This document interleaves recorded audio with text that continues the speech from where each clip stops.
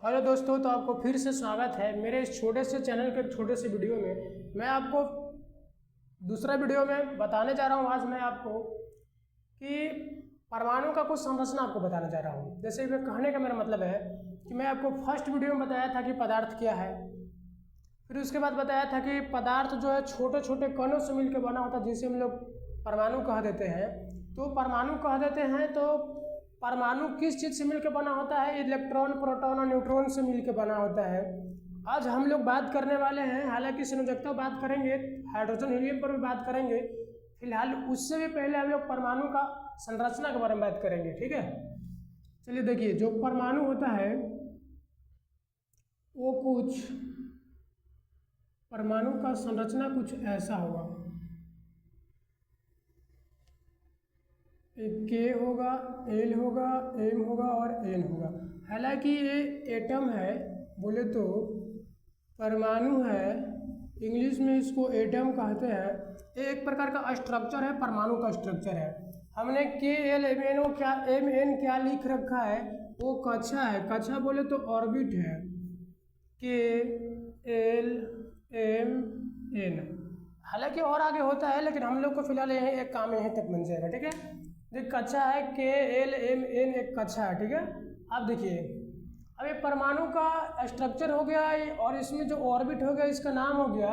अब देखिए, जो इसको हम लोग फिलहाल नाभिक बोलते हैं। यहाँ पर जो सेंटर होगा, इसको नहीं, इसको हम लोग नाभिक कहते हैं,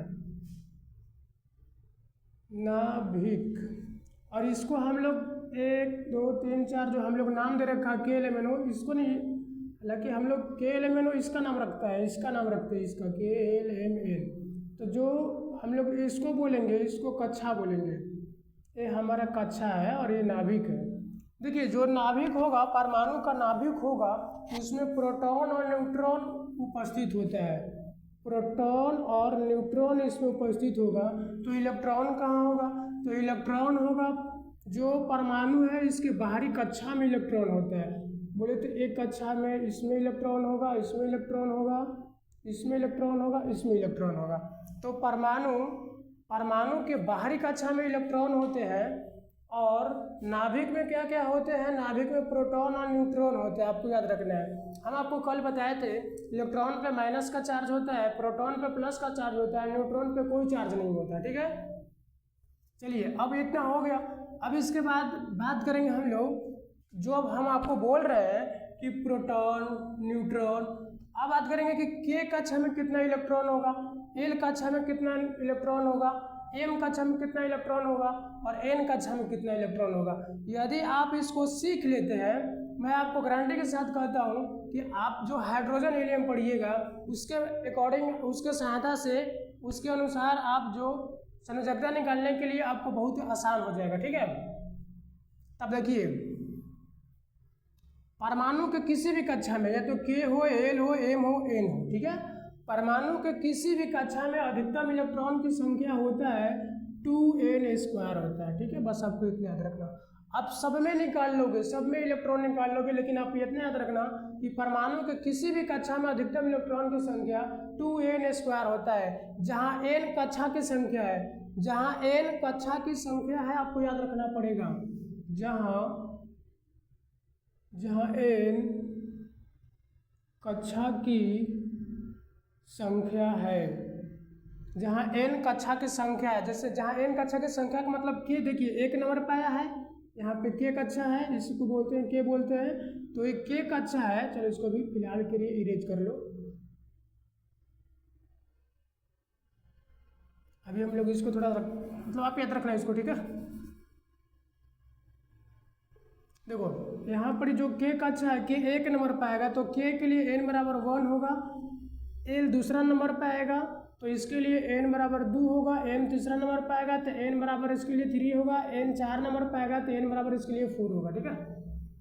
1 2 3 4 हो गया, सबका हो गया। अब सब में हम लोग को इलेक्ट्रॉन बताना है, के कक्षा में कितना इलेक्ट्रॉन होगा, एल कक्षा में कितना, एम कक्षा में कितना और एन कक्षा में कितना इलेक्ट्रॉन होगा, ठीक है। चलिए देखिए, तो हम लोग बैठाते हैं, अभी हम लोग निकालेंगे कि के कक्षा में अधिकतम इलेक्ट्रॉन की संख्या कितना होगा।